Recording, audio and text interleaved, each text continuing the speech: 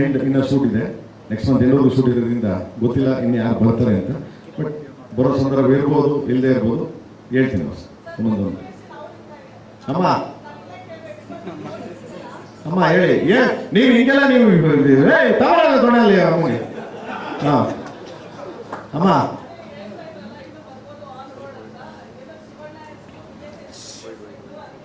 ಇಲ್ಲಮ್ಮ ಹೇಳ್ತೀನಿ, ನೀವು ಸುಮ್ಮನೆ ನೀವು. ಅಯ್ಯೋ ನಿಮ್ಮ ದಮಯ ಅಂತೀನಿ ಸುಮ್ಮನೆ. ಹಾಂ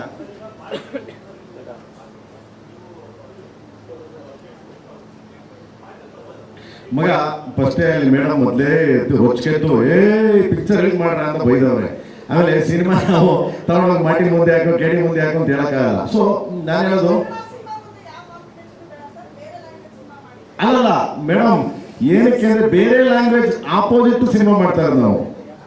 ನಮ್ಮ ಕನ್ನಡ ಸಿನಿಮಾ ನಮ್ಮ ತರ, ನಮ್ಮ ಮಣ್ಣು, ನಾವೆಲ್ಲ ತಿಂದಿ, ನಮ್ಮ ತಾಯಿ ಕನ್ನಡ. ಸೊ ಅದ್ರ ಆಪೋಸಿಟ್ ಸಿನಿಮಾ ಮಾಡೋಣ ಬನ್ನಿ ಮೇಡಮ್. ಬೇರೆ ಯಾರಾದ್ರೂ ಬಂದ್ರೆ ಮೇಡಮ್, ಈಗ ಉದಾಹರಣೆ ಹೆಂಗೆ ಅಂದ್ರೆ ಮೇಡಮ್, ಯಾವ ತೆಲುಗು ಸಿನಿಮಾ ತಗೊಂಡ್ರೆ 50 ಕೋಟಿ 60 ಕೋಟಿ ತಗೊಂತಾರೆ ಮೇಡಮ್.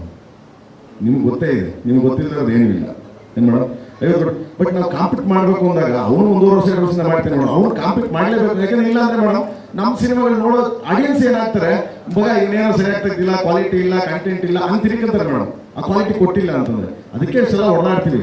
ಬಟ್ ಈ ಮಾತಾಡೋರು ಮಾತಾಡ್ತಾ ಇರ್ತಾರೆ, ಮುಚ್ಕೊಂಡು ಹೋದ್ರು, ಕಿತ್ಕೊಂಡು ಹೋದ್ರು, ಕರ್ಕೊಂಡು ಹೋದ್ರು ಸುಮ್ಮನೆ ಮಾತಾಡ್ತಾ ಇರ್ತಾರೆ ಮೇಡಮ್. ಅದಕ್ಕೆ ಯಾಕೆ ಎದರ್ಕೋಬೇಕು? ಜನ ಇಂಪಾರ್ಟೆಂಟ್ ಮೇಡಮ್. ಅವ್ರು ನಿಂತರೆ thank you madam, love you madam, thank you madam.